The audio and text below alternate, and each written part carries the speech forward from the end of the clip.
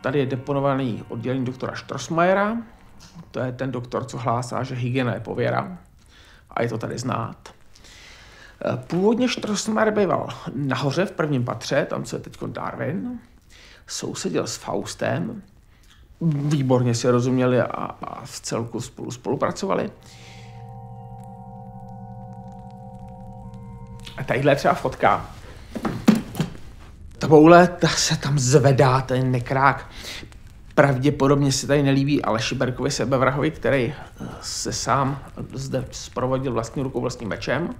Tak je pohřbený tady. To je zajímavý předmět. To vynalezl doktor Strossmayer pro nějakého kolegu, který ochrnul, ale měl rád nudlovou polévku. Tak, aby ji mohl srkat, tak mu vynalez k posteli přistavěný takovýhle prostě popře na čelo a se naleje ta polévka a z ní saje tou hadicí.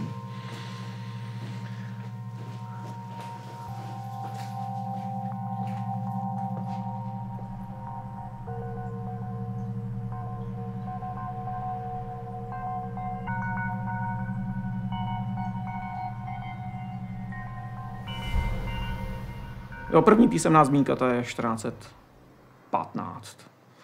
To bylo upálení. To bylo ta upalovačka dobrá. Jo, to tenkrát šlo dobře.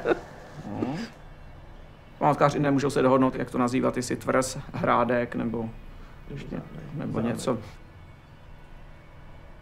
Na konci 17. století to dostává do rukou Valdštejnu, Wartenbergů a ty to mají až do roku 1945.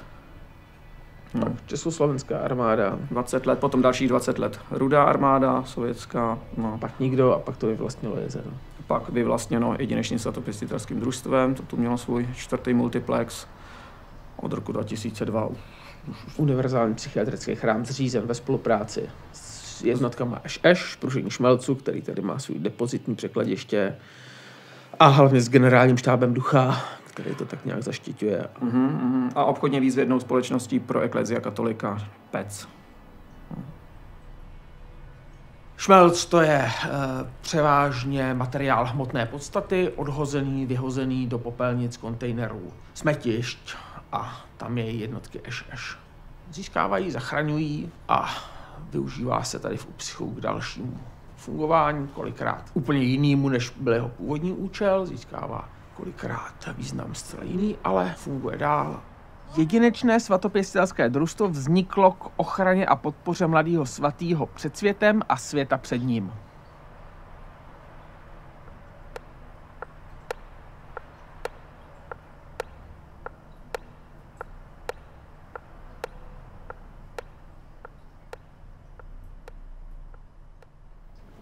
Univerzální psychiatrické chrámy jsou takový zařízení pro ochranu a zázemí mimořádně talentovaných jedinců, obdařených nevšedním psychickým nadáním, který běžně končí v konvenčních psychiatrických léčebnách. Tohle není léčebna, tohle je chrám, se vším, co k chrámu patří. Právo azylu, právo ochrany, že jo, prostě rozvíjet zde svoje mánie, umanutí.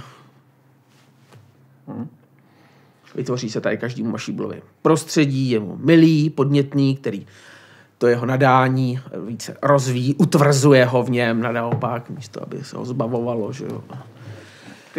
Vysvětlit, co je Mašíbl. Mašíbl je zkratka, kterou používá zavedla Československá akademie věd, převzala jako Česká akademie věd. Znamená magoři, šílenci, blbci. Jedná se o takové lehčí případy, obzvláštníky, inventorní psychotiky, vynálezce. Pseudovynálezce. Objevitele kdečeho. Spokojenost. Ježiš, on se tam vaří ten čaj. Já jsem si myslel, že uslyším to pískání. Proboha, pískání není slyšet. Ono pískání potom zmlkne, když se voda vypaří. To je fyzikální zákon. Spíš jak je ten hasičák, ne?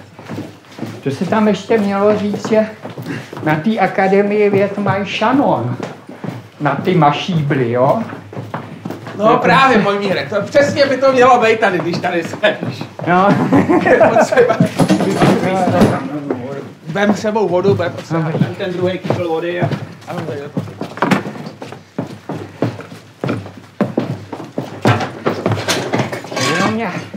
Na tu konvici, ta bude rozpálená. No už to nepíská. Někdo to vypnul. Hlečme. Kde to je? Kde to je? Vojmíre, nešahej na ní, nešahej na ní!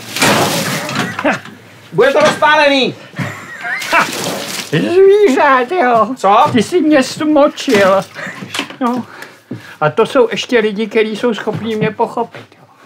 Tak, usušit. Jako, ta bída nutí člověka improvizovat a činí život daleko zajímavějším než nějaký konformní metody, postupy a procesy. Jo? Protože si vlastně uvědomíte, v čem třeba ta kuchyň spočívá. Jo? Potřebujete vodu a zdroj energie. Jo? V tom případě stačí pramínek a ohýnek. Jo? A trošku mi tady chybí solární zrcadlo. Co vy si o tom myslíte? První Faust, jo, aby tady měl elektriku, tak při bouřce, že si prostě z blesku, že si to nacucne a akumuluje. Když se to tepelný záření sluneční používá přímo, tak je to daleko mocnější. Vlastně vcházíme v kontakt s tím všehomírem. Jsou stavy, jo, kdy člověk se té komplexnosti dotýká. Jo? A pak jsou ještě taky chemické prostředky. Jo? Ale zase, ty jsou součástí kultury. Přišli znám z nějakých kultur, kde byly prostě součástí toho světa a vlastně vnímání a poznání toho světa. Jo? Že ta společnost to sdílela a chovala se podle toho, že jo? Ten šamán věděl, komu co dát. Jestliže chceme udělat ten krok té proměny, tak můžeme navázat kde? Můžeme navázat v avantgardách. Co to je? Chlupy. A kde jsi to našel? Kam se? Kde se? No ale to jsou tvoje vlasy. Já jsem samozvaný předseda, takže jsem se sám jmenoval předsedou. Při vzniku jedinečného svatopisatelského družstva jsem byl ten, kdo si první tu funkci zabral. Díl? Ne? No. Na tebe jsem se ještě nešáhl dneska. Ty máš jenom tak malinko. Miláčku náš.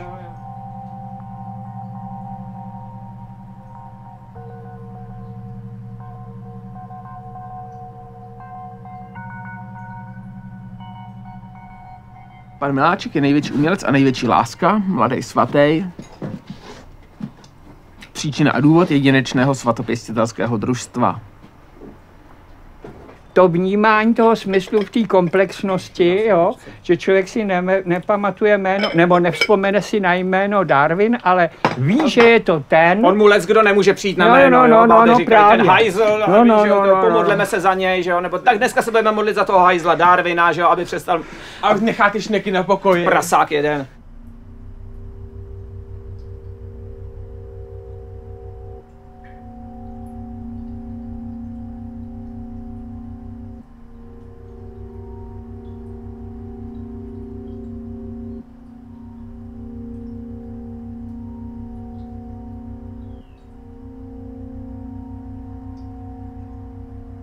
Je to pranýř a potom následně už i hranice. Stačí jenom...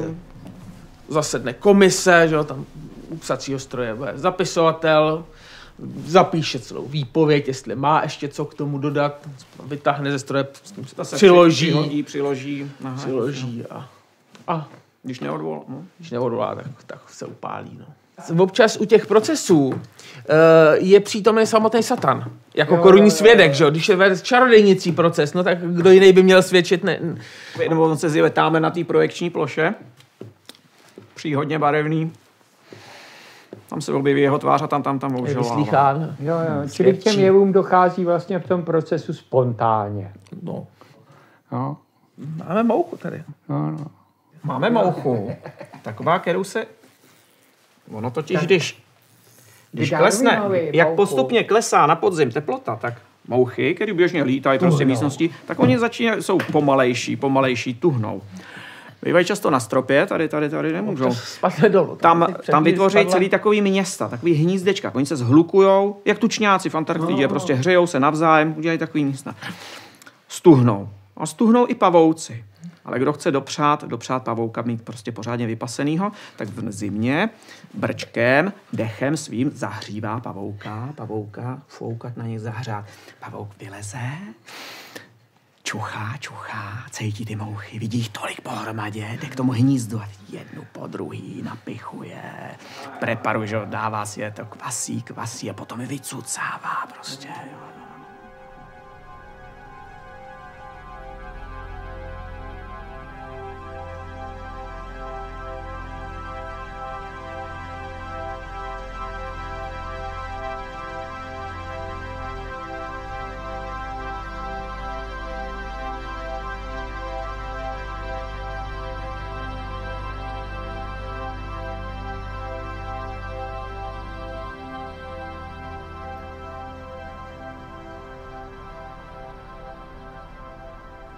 Co tam máš s těma vysílačkama? Vysílačku tu tady má dědek.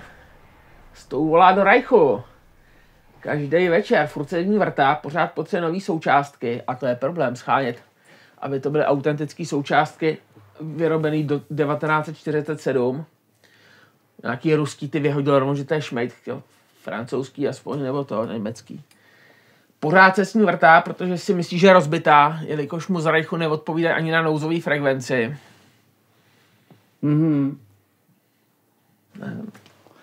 Jo, on teda tomu rozuměl, té elektronice?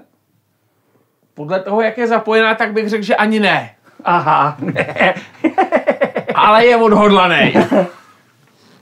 To je zajímavá myšlenka, no? Že vlastně někdy se člověk díky své neschopnosti nedostane tam, kam by potřeboval. No, to je přirozený vlastně.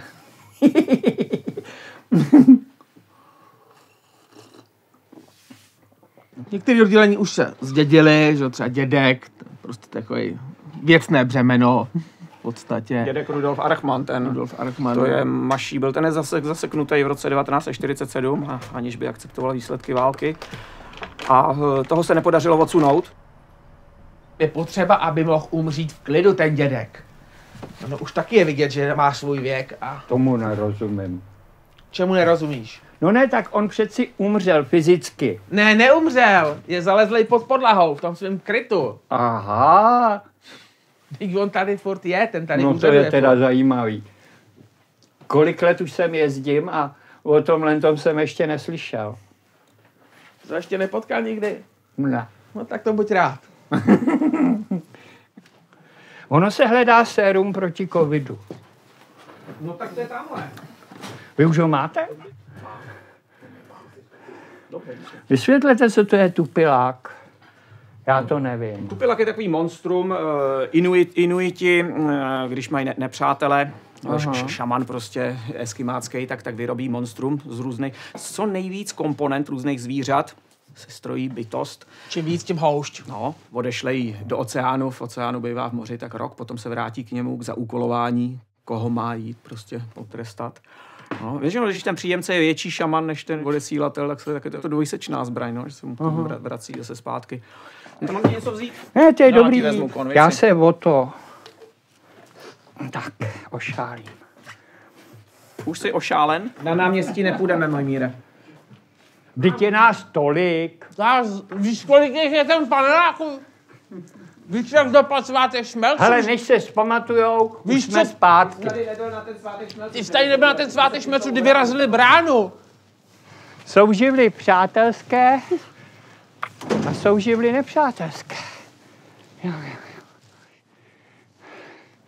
Se lidi ptají, proč je to bledě modrý. A proč? Tak nám to řekni. No ne, to je asi jako se ptát, proč je obraz červený. Jo? Proč? No, to musí vědět ten umělec.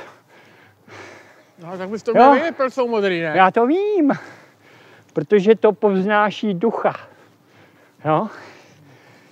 To byla výstava, ale tam jsem přiměl jednu kolem jdoucí dívenku, aby se chopila praporu. A když mi ta dívenka vracela ten prapor, tak říká, byl to transcendentní zážitek.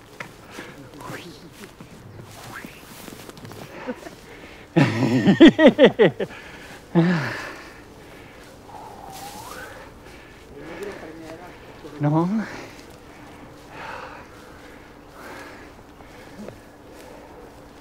Můžeme se mohli posunout